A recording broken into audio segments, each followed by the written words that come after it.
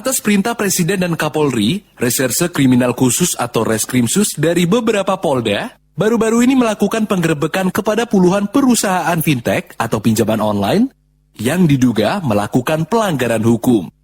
Salah satunya adalah cara penagihan para debt collector yang dipandang sudah meresahkan masyarakat.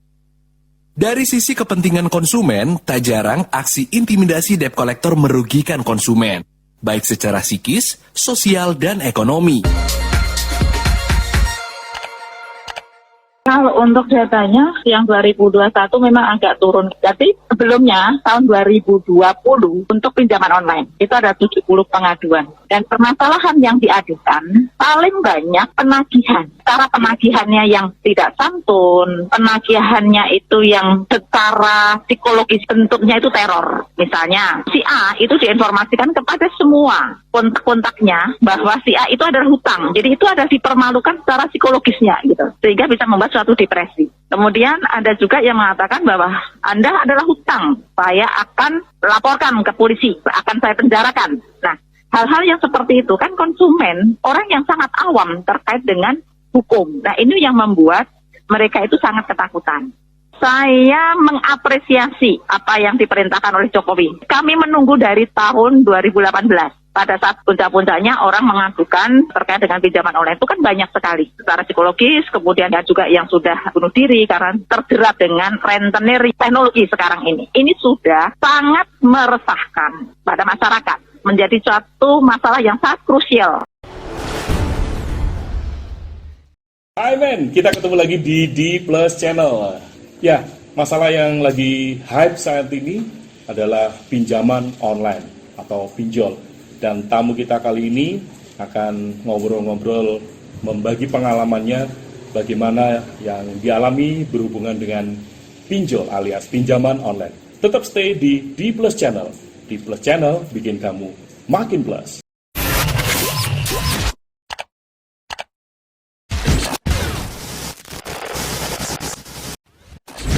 Kali ini kita kedatangan tamu Bang JJ. Bang JJ kali ini akan berbagi pengalamannya bagaimana kisahnya berhubungan dengan pinjol alias pinjaman online.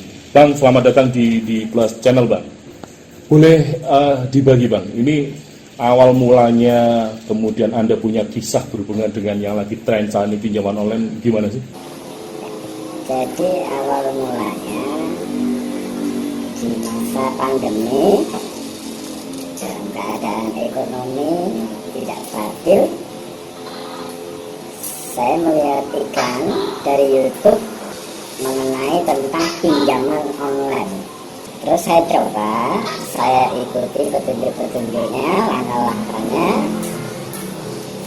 Dan saat itu di ACC. Langsung di ACC? Langsung di ACC dengan nominal sekian-sekian ya. Terus pada saat itu, setelah saya punya uang, saya kembalikan.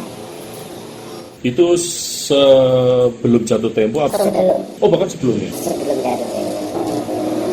Nah, terus suatu saat saya ingin pinjam kembali.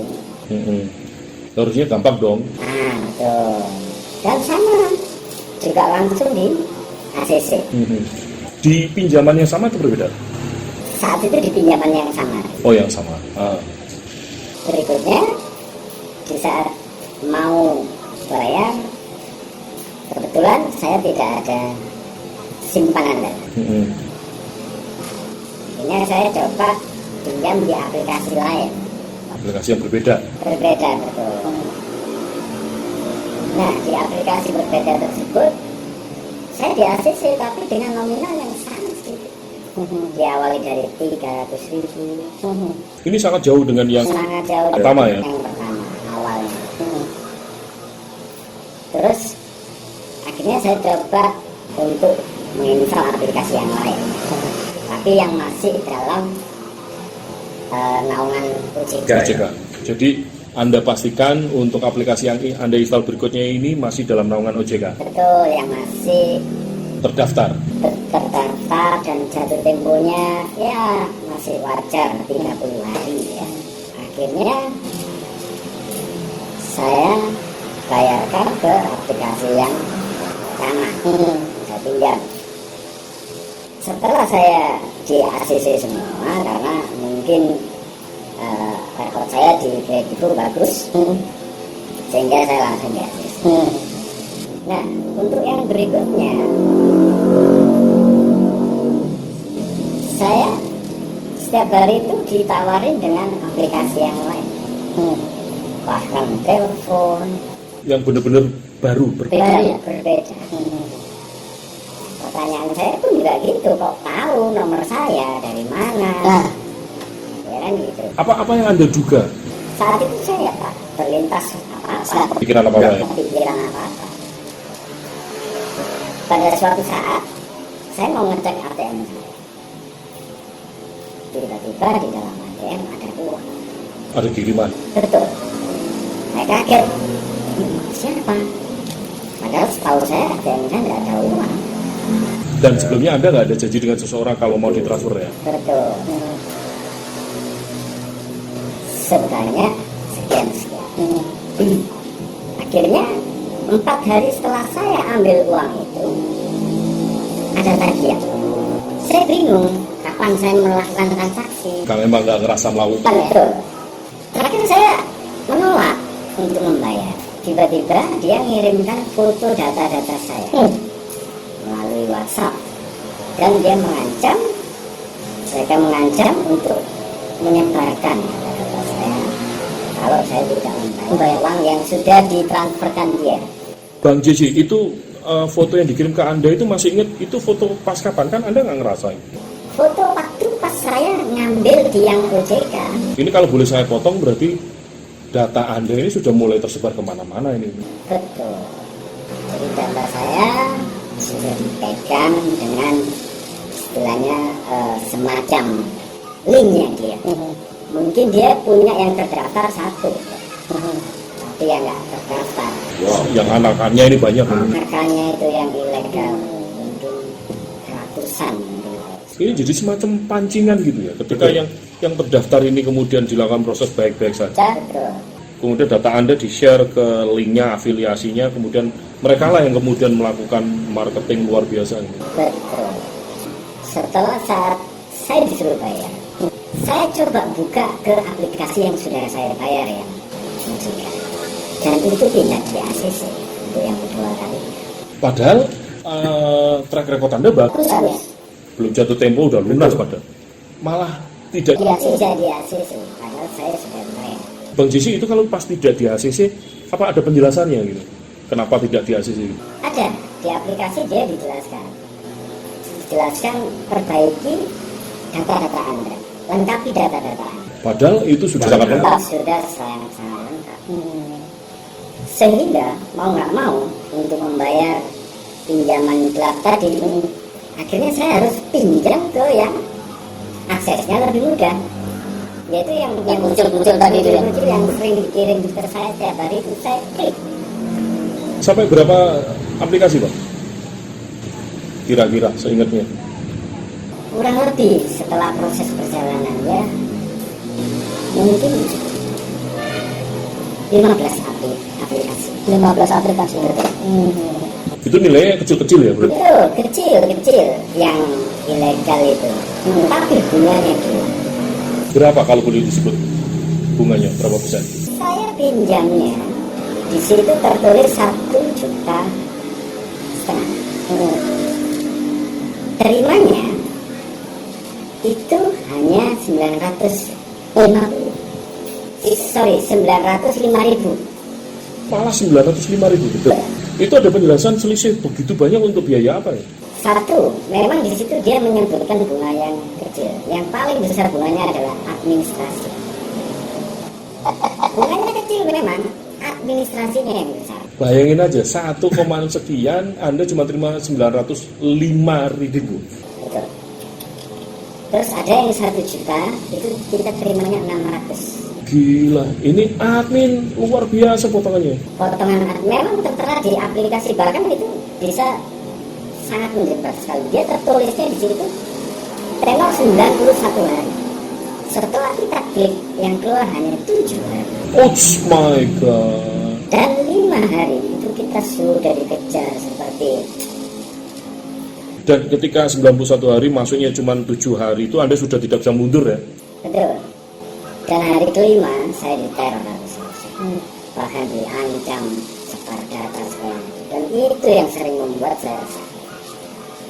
Akhirnya saya demi menutup utang itu dan menjaga nama baik, saya kali lupa.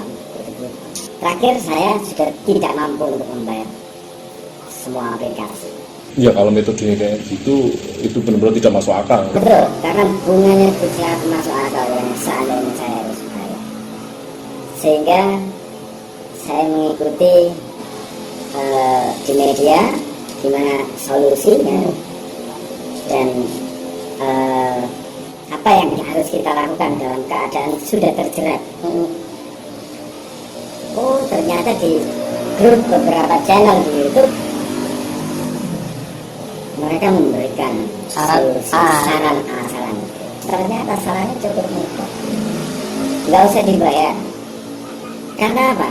DC hanya mempunyai senjata data kita, seperti data. Untuk ke lapangan maupun ini itu tidak mungkin. Tidak sebanding lah ya. Betul, satu tidak sebanding, dia pun tidak berani. Memang saat itu saya sempat galau dan segala macam lah. Setelah saya mengikuti anjuran-anjuran dari media, saya ikut grup beberapa untuk supaya dapat solusi. Simpel kok solusinya. Malah mereka ingin membentuk grup rame-rame kita berantas pinjol. Jadi pinjam sebanyak-banyaknya dan Tidak usah dibayar. betul. Itu ada istilah gagal bayar. Betul. Seruan dari grup ini malah kalau bisa pinjam yang sebanyak mungkin.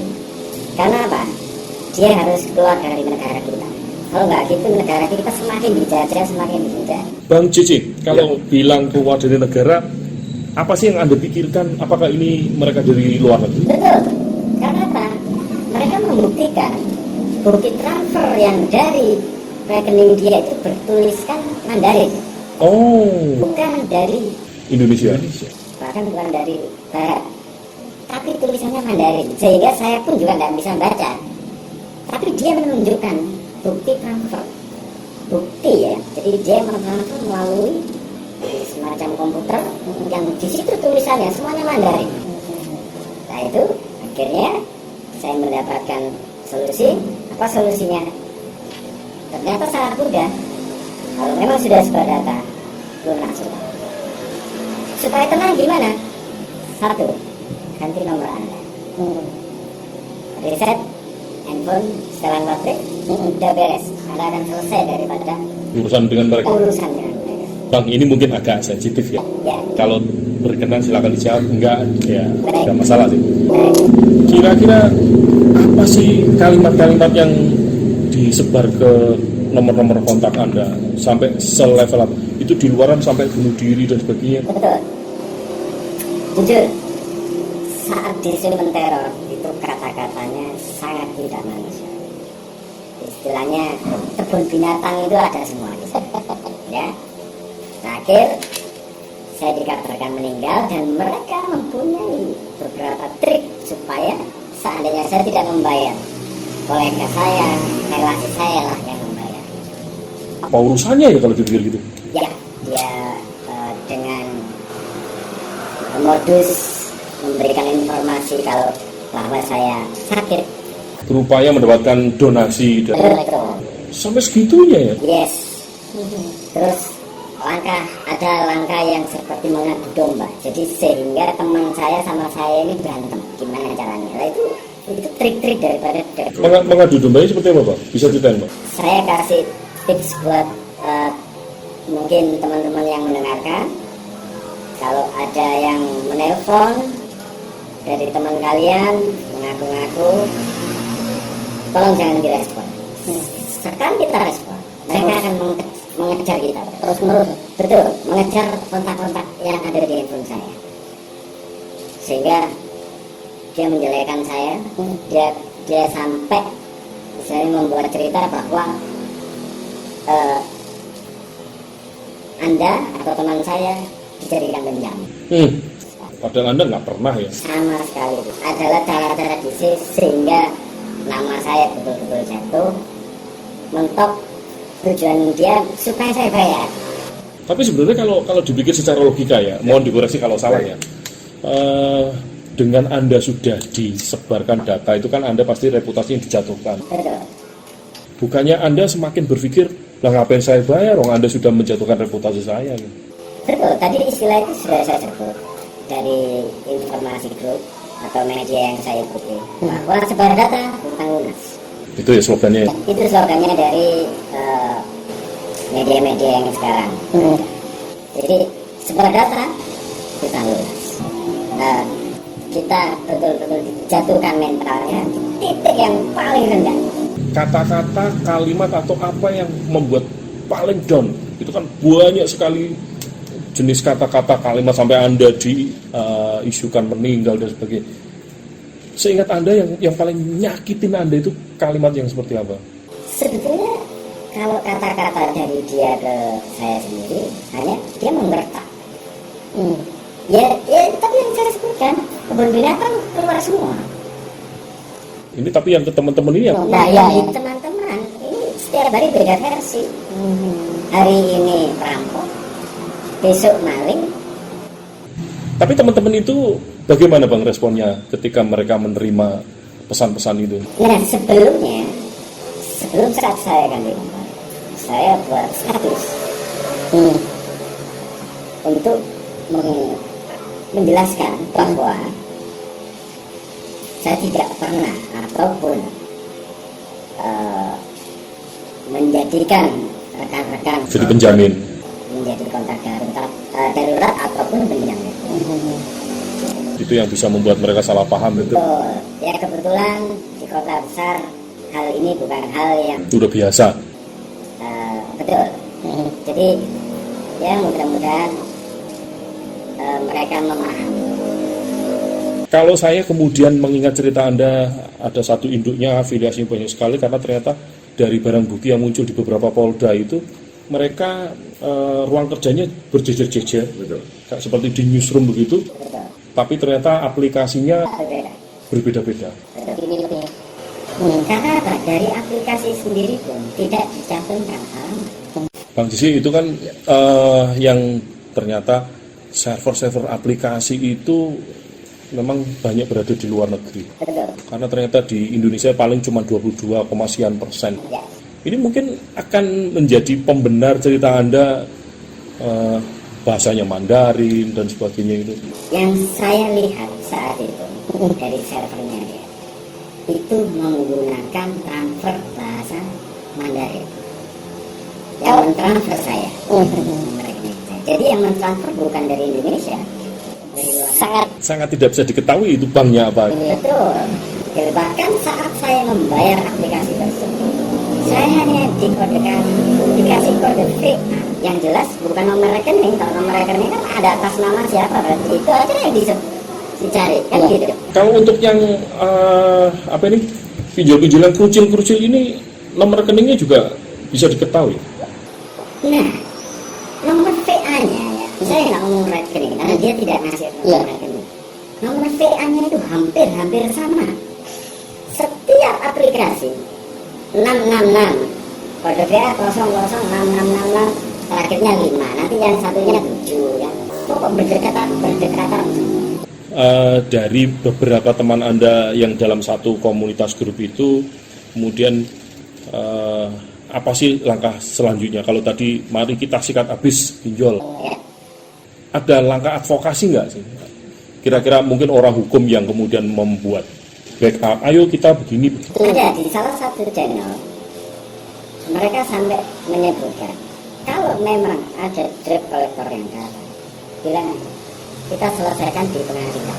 Bahkan dia mau mendatangkan asistennya untuk datang ke daerah manapun di seluruh Indonesia untuk menyelesaikan. Jadi kalau di kota ini Bang, di grup kan dari berbagai macam kota ya. Yes. Kalau di kota ini apakah ada teman yang senasib sepenanggungan atau? Yes, mungkin beberapa ada teman saya, cuman saya tidak terlalu berkomunikasi, cuman hanya saran aja, mereka ngasih saran, saya kasih saran gitu.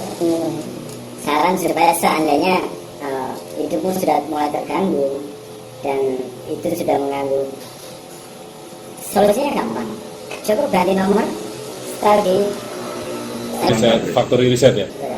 Iya, selesai urusan. Ceritanya Mbak Cici sekarang udah anteng dong. Sementara sudah anteng. Semoga anteng seterusnya lah, nggak usah pakai sementara.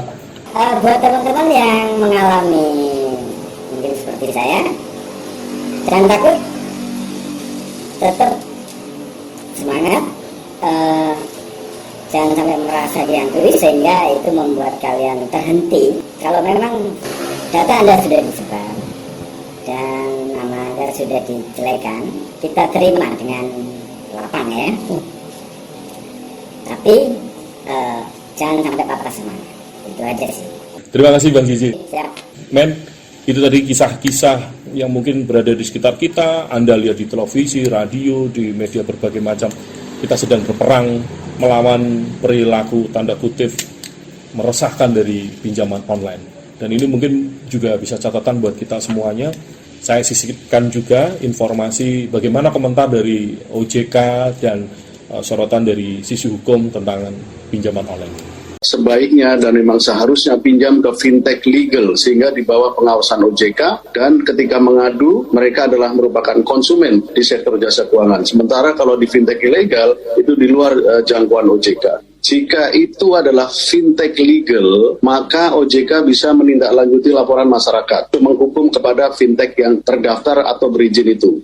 Tetapi kalau yang ilegal kan belum ada ancaman hukuman pidana terhadap yang bersangkutan. Tetapi perilaku para debt collector itu bisa diancam pidana yang nanti bisa disidik sama rekan di Kepolisian Republik Indonesia. Kita harus edukasi masyarakat supaya masyarakat hanya pinjam ke fintech yang legal. Satu. Yang kedua, juga harus tahu diri bahwa penghasilan saya berapa, saya hutang berapa. Bukan karena kemudahannya kemudian masyarakat melakukan pinjaman kepada fintech-fintech yang ilegal tadi, yang kemudian akan menyengsarakan yang bersangkutan, setidaknya harga diri dan sebagainya yang terancam.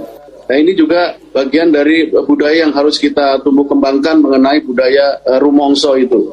Pertama, kita selalu minta kepada masyarakat bahwa sebelum memakai fintech itu cek dulu di OJK. Kemudian dilihat websitenya OJK juga bisa. Yang kedua, jangan mudah juga untuk pinjam yang tahu resikonya. Resikonya banyak sekarang masyarakat harus belajar bahwa selalu diperlakukan tidak baik. Terima kasih sudah stay di D Plus Channel. Sampai ketemu lagi di D Plus Channel, karena D Plus Channel bikin kamu makin plus.